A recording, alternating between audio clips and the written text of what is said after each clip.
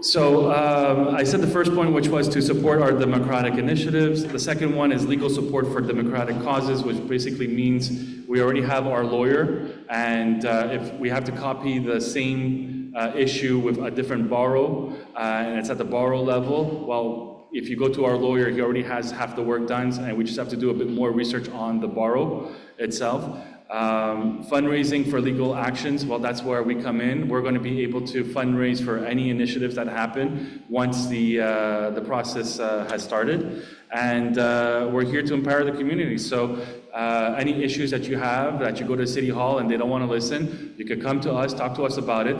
And what we'll do is we'll redistribute the message across our emailing list, our social media, and stuff like that. Like that, the voices of the people are heard. So like that, if everybody has a common issue, let's say the trash, because that's the number one thing I keep hearing, then we're going to send out an email specifically to the residents of Park Extension, Villaret, and Saint Michel, and we will say we are opening this topic on garbage, and people can come and they can participate in the discussion and share what their thoughts are and whatnot. And again, when the time comes, we will be able to have the 25 people and do the Rights to Initiative from there. Which one? That's another district, yes, okay. So thank you for letting me know. And like I said, I'm always learning, and stuff that I don't know, I appreciate learning. You know, I don't pretend that I know everything. And by the way, everybody thinks I'm a lawyer. No, I'm not. I wish. I dress like one. It's like, well, I got the beard for the artificial wisdom and the glasses for the artificial intelligence. So far, it's working on my side. So our organization supports various initiatives aimed at promoting democracy and defending the rights of citizens. We work tirelessly to ensure that the democratic process are upheld and that the voices of the people are heard. So how did we get to the point of today? We had met with local merchants, and we had talked about whether we should move forward with the lawsuit or not. And I'll explain what the lawsuit and what the injunction is. So the good news is that we sat down with the lawyer, we sat down with the merchants, and the merchants pledged a total of $4,000, but it came with a certain condition. That condition was that we had to raise $4,000 from the public, and they would match dollar for dollar up to $4,000 for every donation that's given. So if you give $10, they give $10, which means $20 goes to the organization. I think, because I'm married, you're not saying it, are you? Ta-da. Okay, so we got $4,000. So that in itself is a great feat, because we were able to convince them that we were going to do the work, the legwork, and give the people the information. And we printed the cards that you see on your table. Peter and I went door to door, dropping them off in people's mailbox. Somebody asked us about, why did we register our organization? It is not legal for a non-organization to distribute paperwork in mailboxes. You are not allowed to go door to door and fundraise. You're not. As a nonprofit organization, we have that permission. It is part the mailbox belongs to Canada Post, so you're not allowed to put anything in there if you're not registered and if you didn't pay Canada Post. So as a nonprofit organization, we are allowed to do that. So since we started, as soon as we got the pledge for $4,000, we hit the ground running, and people have been contributing. We were able to raise $1,095. The pledgees matched it by $1,095, and we are at a total of $20,634 up to date. So in order to start the lawsuit, we do need to reach the threshold of $25,000.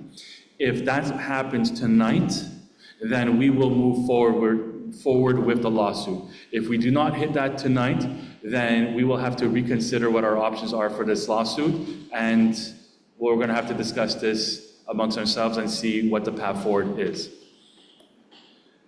How are the donations distributed? A lot of people have asked me that question. So before we started the nonprofit organization, 100% were supposed to go to Metro Bergman. But there's a lot of costs that came into play, like the business cards, the printing of the material, the website. Opening a bank account cost $800. Yeah, that's what I said. So we have discussed it amongst ourselves, and we said that we're going to take between 5 and 10% for administrative fees only.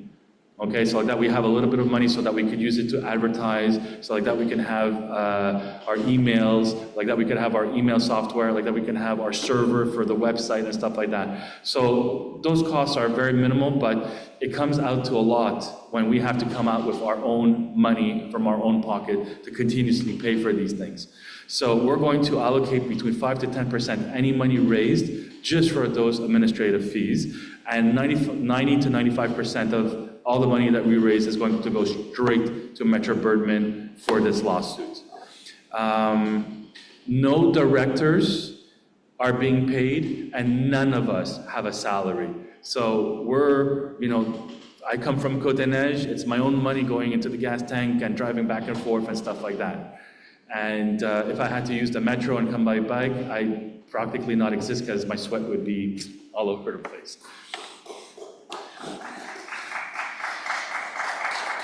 So let's talk about why we're here, which is basically the lawsuit. There are 3 reasons that we can launch a lawsuit. The first one is because you suffered a loss of quality. Did you suffer a loss of quality of life? And by the way, just for those that don't know, I'm a child of 101, so I think in French and translate everything into English. So if I get stuck on certain words, bear with me. So, did you suffer a loss of quality of life? Searching for parking spots late at night, loss of a handicapped spot, having to park a lot further than you have to. Did you get harmed by a bike path? Such as, did you get hit by a cyclist? Did your car get scratched by a cyclist and then you had to cover the cost? Did your business lose money because of a bike path? All those reasons are valid reasons to participate in our lawsuit and to become a plaintiff. Okay? Yes. Oh, I hear a familiar voice already jumping at the occasion.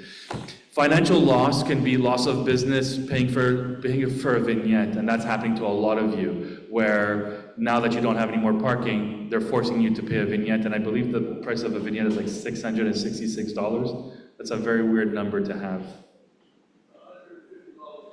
So 150 for the first car, and then the second one is 666? The second one is 300 here. Depends on the area. Depends on the area. 666, okay. So I saw a report of 666. I'm sorry, I thought it was here, but it's a very weird number to have to pay for a vignette. Yeah. So all those reasons are actual valid reasons to participate in our lawsuit. Okay. Now, if you do become part of our lawsuit, you're going to meet with our lawyer. He's going to give you questions. You're going to fill out an affidavit. They're going to question you. They're going to cross-question you like the city would. They have to make sure that your story is straight and that everything that you're providing is valid. Because if the opposition says anything or finds a crack in our argument, it's an argument. We lost the case right there and then.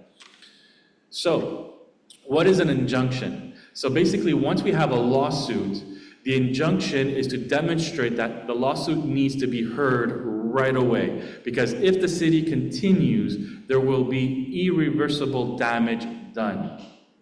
So once they paint the streets, once they build those concrete ballards, it's too late. We can't go back and remove them. Okay? Anyways, I'm not going there, but it's a lot more complicated to remove it, which is why we have to tell the judge it has to be stopped right here, right now. They have to put their paintbrush down. They have to put their hammers down. It's until we sit down and we figure out a safe way for the bikers to be protected and for the cars to have their parking and for the cars to also be secure. Because hitting someone with your car is no fun ride. It is traumatizing, and the things that you have to go through because of it are a nightmare. So for everybody's protection, that's why we need to sit down with the city, and that's why we're launching an injunction. What is the borough versus the city hall? The main order came from City Hall for the major arteries of the bike path. So that's what we're going to be going after first, because they are hurting people. A lot of people are on Henry Barassa and Ahunsik and Cartierville, and in that area, are losing access to commerces and companies that are on that stretch. One of them is a chiropractor. And he goes to me, how are people with broken legs supposed to ride a bike to come to my office? It doesn't make sense. So and we keep hearing a lot of these, like the number of emails that we get, people are thinking that I'm doing this for like political gains and stuff like that. It's like, no, if you read these stories, you would be crying at night, because that's what happens to me. I'm a very sensible guy, and that's why I'm doing all this, is because I do care about the people, and the fact that there's an injustice being caused when we do go to the borough meetings, we do talk with them, and in the end, they still don't listen to us. They tell us to come, they tell us to give them our advice, and then they still don't listen. So damned if you do, and damned if you don't. Right now, we have 5 plaintiffs that are pretty solid. We need more. We need about 10. Our ideal situation would be to have at least 1 plaintiff per borough. So anybody who's seeing this online, who's watching the replay, you want to be a plaintiff, you live in a different region, reach out to us, and we will get you in touch with our lawyer, and we will do what we can to make sure that our injunction is in place as fast as possible. Because we are in the construction holiday season, we have 1 week before they restart all the work. So we need everybody to just come at us right away, because if we've already lost a lot of time and a lot of bike paths have already been made, and we want them to be stopped right away. So please come to our website, cdmtl.org. Go to the borough, there's a place where you could register. Just register with your email, and we will reach out to you because if you have a plaint. Now we're opening the floor for Q&A. Oh, before, Peter has a few words that he would like to say before we open the Q&A. It's okay. I slept enough so that I can stand up today here. Okay. My name is Peter Hatzipetrus. Thank you. I'm taking the mic to speak a couple of words in English, and then I'll be translating everything and trying to cover everything in Greek, because we do have Greek media here today. It'd be nice to have other minority media as well. This is going to be part of the future, and more people are going to sit and speak with us as we go forward. So, why am I here? I was the guy who got fed up at the City Hall and having the mayor tell us arrangez-vous and not listening to our concerns. I have over 2 million kilometers of experience behind the wheel, driving professionally, and I see the dangerous things that the city has been planning, and I've had. Even though we've attempted to fix it and set them straight, we failed. And when the mayor said, arrangez-vous, I took my lawn chair and sat in the parked spaces of the spaces that they were going to remove and had coffee with my neighbors. During this process, I discovered a lot. And the end result is that the city is attempting to put a lot of impediments before we can accomplish our goals or even be heard. Our democratic process has been usurped. I live on curbs, and we received no questionnaire, no information prior to this stuff being implemented, other than a quick question as to whether we are pro-bike path or not. We are pro-bike path. My kids use them, nieces and nephews use them, my neighbors use them. We want them to be secure, and there were nothing wrong before. But now, seeing that they're removing the cyclists from the sight of the drivers, you're putting the lives of the cyclists in danger. Λοιπόν, να τα πούμε λίγο στα ελληνικά, θα δοκιμάσω να σας εξηγήσω λίγο αυτά που είπε ο Μάρκ. Αυτός ο οργανισμός είναι εξαιτίας της επιμονής των κυβερνητικών αρχών να επιμένουν και για να αλλάξουν τους δρόμους μας και να βάλουν σε εγκριμότητα τη ζωή των ποδηλάτων και των συνανθρώπων μας, των κατοίκων του Park Extension. Αυτό όμως το πρόβλημα έχει συνεχίσει και έχει μεγαλώσει και έχει πάρει μεγαλύτερη έμφαση, γιατί συνεχίζουν αυτές οι δουλειές και σε όλα τα άλλα τα μέρη του Μοντρεάλ. Γι' αυτό το λόγο εγκρίναμε και κάναμε αυτόν τον οργανισμό, το Coalition Démocratie Montréal, το οποίο είναι εις θέση να προστατεύσει τα δημοκρατικά δικαιώματα των συμπολίτων μας, τα οποία τα έχουν πετάξει στον κάλαθο των αχρήστων οι πολιτικοί. Σας οικετεύω να βοηθήσετε και να ενισχύσετε αυτή τη δράση, διότι μας λείπουν $3.000 ακόμα για να μπορέσουμε να έχουμε αρκετά λεφτά για να γίνει η ένσταση. Και κάνοντας την ένσταση, τουλάχιστον θα έχουμε την ικανότητα να αρχίσουμε μια συνομιλία με τους ανθρώπους οι οποίοι θα έπρεπε να κοιτάνε τα δικαιώματα και τις ανάγκες όλων των συμπολίτων μας. Ασχέτως αν αυτοί είναι ανθρώποι που χρησιμοποιούν τα ποδήλατα ή εστιατόρες που χρειάζονται να έχουν πελατεία ή τους ιδιοκτήτες που έχουν αυτοκίνητα και πρέπει να πηγαίνουν στις δουλειές τους και να κάνουν τις ανάγκες τους.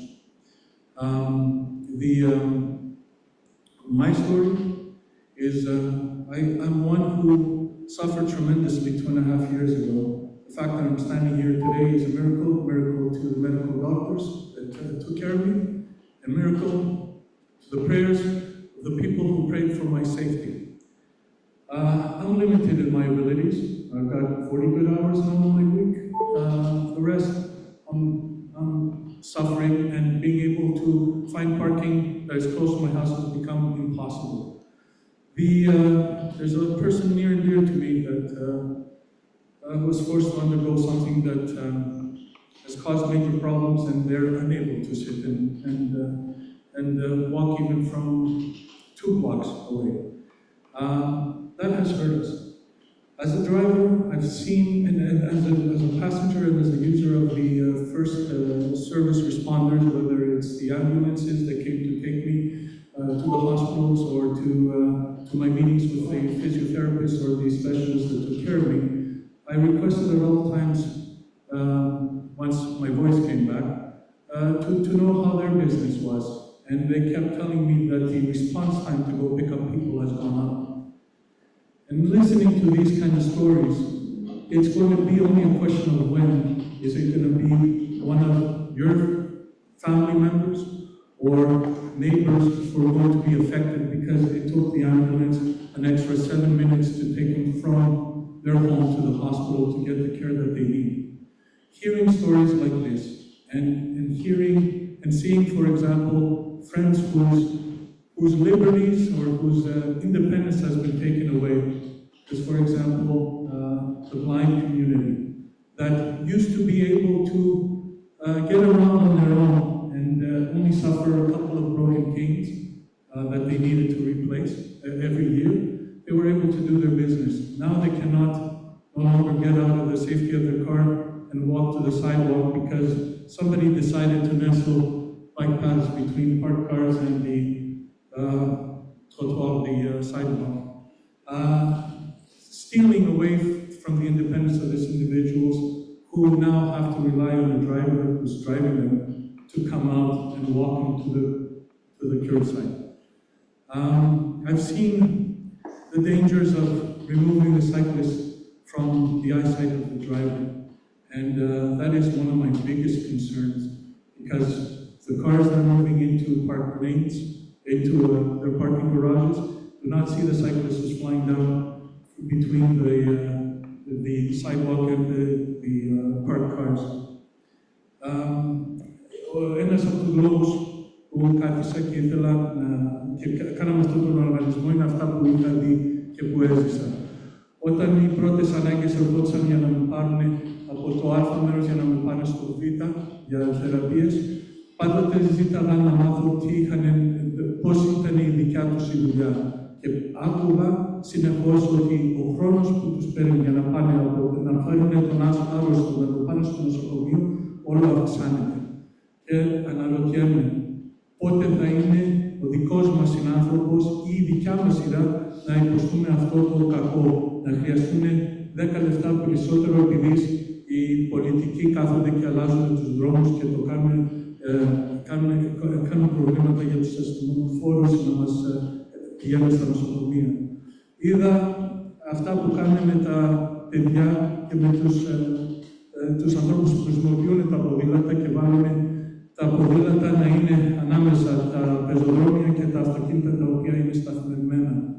Αυτά τα παιδιά και αυτοί οι άνθρωποι που χρησιμοποιούν αυτούς τους δρόμους είναι στην εγκρεμότητα και παίζουν ρίσκο τη ζωή τους με τον οδηγό που δεν έχει την ικανότητα να τους δει εφόσον είναι κρυμμένοι πίσω από αυτά τα αυτοκίνητα τα οποία είναι σταθμευμένα όταν πηγαίνουν να μπουν μέσα στο δικό τους το γκαράζι ή να πάρουν τη στροφή, να πάρουν το δρόμο.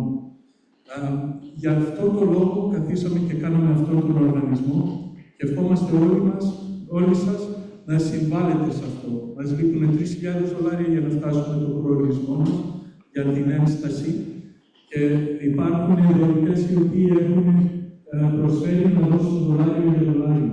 Σας παρακαλώ, βάλτε το χέρι στη τσέπη, βοηθήστε την κατάσταση αυτή να είναι, διότι κοιτάμε όχι μόνο το καλό του Park Extension, αλλά το καλό όλων των συμπολίτων, ασχέτως από πού βρίσκονται στην ίδια του Μοντρεάλ.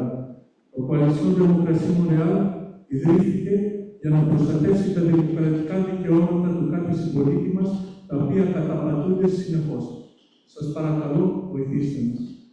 Coalition Democratie was created in order for us to protect the democratic rights of all the individuals and citizens of the island of Montreal. Please support our efforts. La Coalition Democratie Montréal a été créée pour protéger les droits démocratiques de la population de Montréal. On vous implore, s'il vous plaît, mettez la main dans la poche, aidez-nous à rejoindre nos objectifs. Nous avons $3,000. On va s'assurer d'avoir cette injonction-là, puis ça va apporter des bénéfices au restant de la ville de Montréal. Non seulement on a l'intention d'aider le monde de Parc Extension Villeray Saint-Michel, mais au-delà de cela. CDMTL.org, CDMTL.org, σας παρακαλώ, βοηθήστε. Thank you very much, Peter. Merci beaucoup, Pierre. Alors maintenant, c'est le temps de questions. Time for Q&As. Oui, bien sûr. Yes. Absolutely nothing. No, the only thing about... I have a lot of friends Canadian from Hillary, from Consortium. Yeah. I'm sure they would like to, when you start, it's too much problem. I understand. My apologies. Pro bono, you know what's pro bono? Mr. Bergman, the night of Bergman, made so much money in Quebec. You can't ask him to maybe as a citizen of Montreal to, you know, to do it, 5,000, or he would give you the 3,000 that you're missing right now. It's a great question. So just let me repeat. Is that the question? Can Metro Birdman do pro bono work? Okay. So it's a great question. I found myself the same thing without referencing to any other situations. So the answer to that question is that it's not only Metro Birdman who's working on this. He has a team of 5 and 6 other people that are working on this. And they're not interested in working for free because they do work a lot of work. Metro Birdman has given us a lot of his time, way above the $3,000 to $5,000 that you're asking for. Okay, it's been 1 year, since September 23rd. I'm sorry, you asked a question. Give me one moment. So, in all fairness, Metro Bergman himself is doing what he can. He understands our cause, but if he were to give 5,000 to every single cause, he would be so flooded with work that he wouldn't be able to do it. Asking Mr. Bergman to just look, because when they gotta do that like that next week, we could stop and make the injunction next week. You know? That is what we've tried to do. That's exactly what we've tried to do. Raise $3,000. So it's not about the 3,000. We all put money, but we're not raising our extension for it. That's good, you know. Well, look, right now we have a fabulous opportunity. We have merchants that have decided to pledge $4,000. So all we have to do is find 400 people that are willing to give $10. Or actually $5, because that's done, it's already done. So, You think you'll have it by Monday? well, it's really going to depend on everybody here and how the message gets spread. I mean, we had an interview with CTV News just today. Apparently, I just got a text message that CTV News just published our thing. There's a couple of reporters from different areas. Yes, you know, we're definitely... I invite you, I don't see it before. I invite people. I have 1,200 members on Facebook. They live in the Sounds. Okay. Friends of Park Extension. Me, but you know, now it's free. Okay. So you have to put it up again. I give you the permission that will see it. See, that's exactly what we're looking for. There's other organizations. Yes. Absolutely. So it's you're absolutely right, and we are trying to reach out to all the different boroughs, and a lot of the different boroughs are. Some of them are willing to put my stuff, other people are not. It's not as easy. Now, if we had to volunteer, like a gentleman like you, we're going to talk. Okay, you and me are going to talk, and you see those 2 big gallons of coffee, they all have to be drank. So you and I are going to be staying up until we have this money. But are you offering drinks on you? Yes? All right, so what we could do, okay, we're really open. I'm really open. There's a guy today who calls me up, I'm not going to name him, but if he's watching, he knows who he is. Called me up and he's like, I got this flyer that you guys are doing an injunction on the bike paths. I don't like that. And I told him, I don't like that either. He goes, why are you yelling at me? I go, because you're yelling at me. He's like, okay, so what's going on? So he goes to me, look, I'm a cyclist and I like bike paths. And I go, good, I'm a driver and I don't want to kill you. And he's like, well, what do you mean? I go, well, the way the bike paths are right now, it's not safe for you, it's not safe for me. If I kill you, you don't think I'm going to have that on my conscience for the rest of my life? I don't want that. So I told him, and I calmly explained to him, we are for bike paths. We want to create the most secure bike paths possible so that the cyclists can be secure and the drivers can have their parking. We're not arguing that.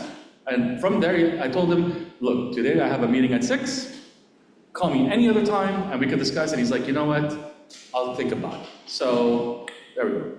Mr. with a beard and my friend, no preference. I think that we're conflating a lot of issues here. Yes. We need to be careful because we see that anything we sort of surgically proceed at one thing at a time. Okay. That being said, let me address the first thing. Yes. The court case that you referred to. Okay. The court case. I only heard one leg on which he's standing on, which is inconvenience to the citizens. That's one of the legs. Okay. Are there others?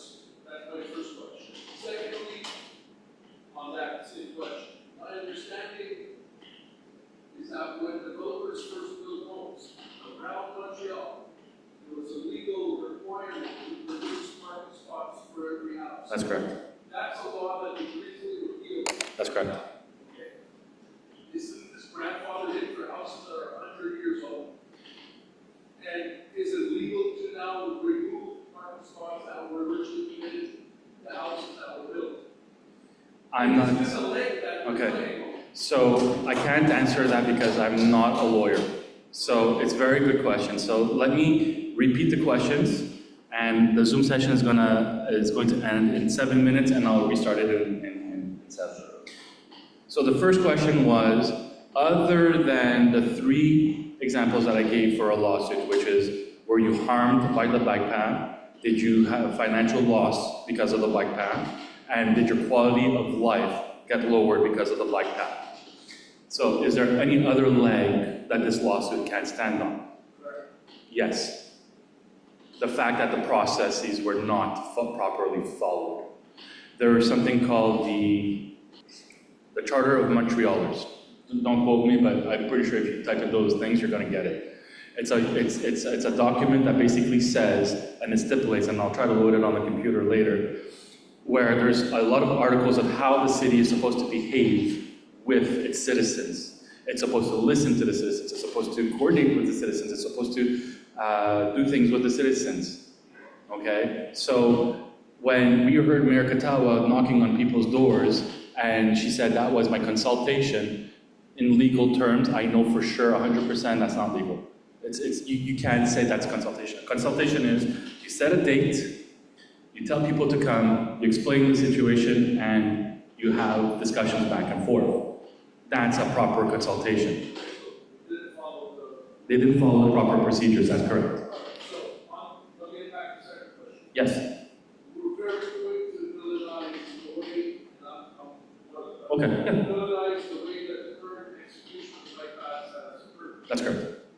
I haven't heard one person in a year and a half propose a different kind of solution. In other words, I don't want to kill a cycle seeker. Okay. How has anyone proposed to put these bike paths elsewhere? Okay. We have some proposition for the administration to consider, not just people who live. Yes. So in the video that I played originally, maybe we didn't hear it because the sound wasn't very loud. But there are streets that are wide enough to receive bike path and the barriers and everything. Okay, they do exist. They chose not to use those streets. We don't know why. So stuff like that. Second thing, one of the propositions that I made in the video was basically use eminent domain, because I'll go with Côte des Neiges. I'm pretty sure it's like this across the city. The city owns the first meter after the sidewalk. It's theirs. They could do whatever they want. That's why they don't ask for permission to come and destroy your property. They just, and then they put it back. Obviously, they try to put it back in the same state that it was originally. So if you have a pavé uni, how do you say that? Okay, pavé uni. So if you have a pavé uni, they're going to get specialists to take brick by brick off, do what they have to, and then they'll come back afterwards and repave it the right way. Same thing with the grass. They chop off your grass, they're going to put you back new grass, because that meter belongs to them. Right, they're gonna cite the enormous cost for moving that. Because in that meter is also 300 trees. Yes, so that's exactly what she said. She said that would be an astronomical cost.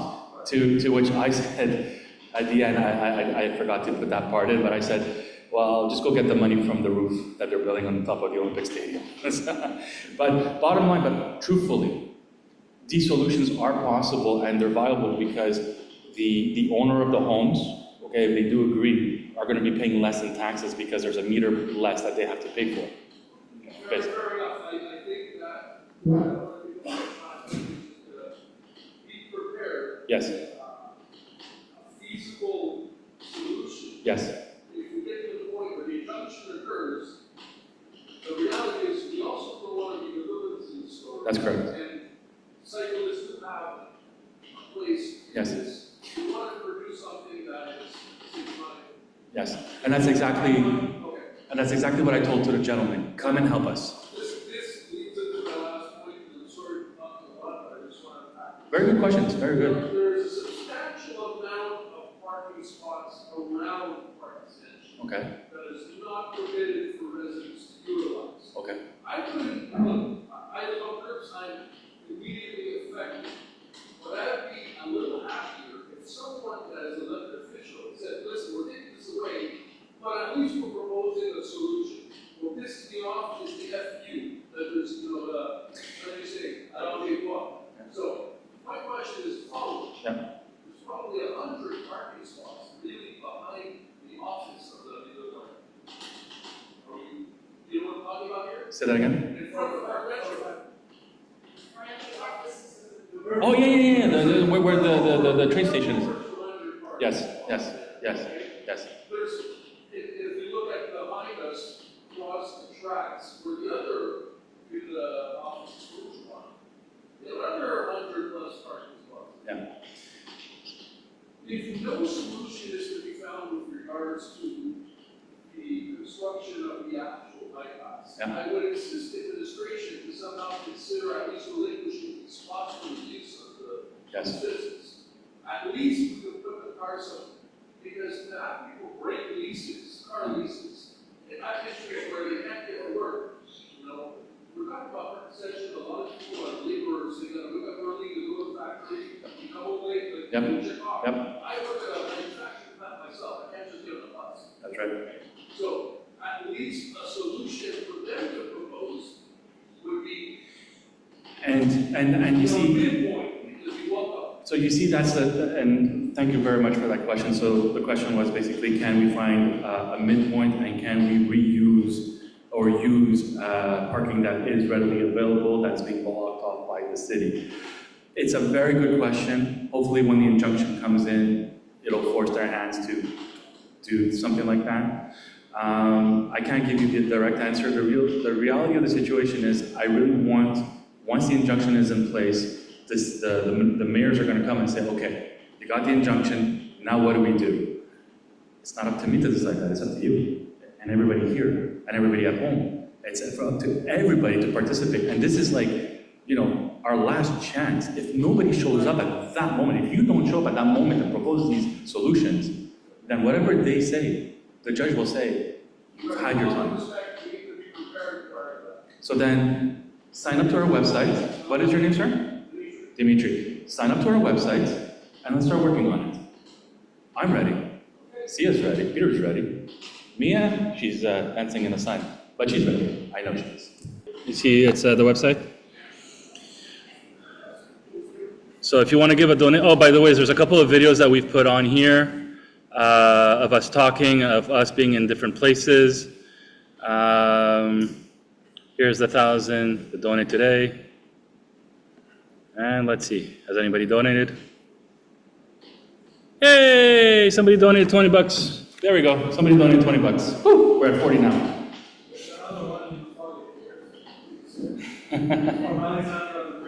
Alexander the Great gave it out of 20, so we're up at 40 today, and that means we're up at 80. Awesome. All right, so we're getting on a roll here.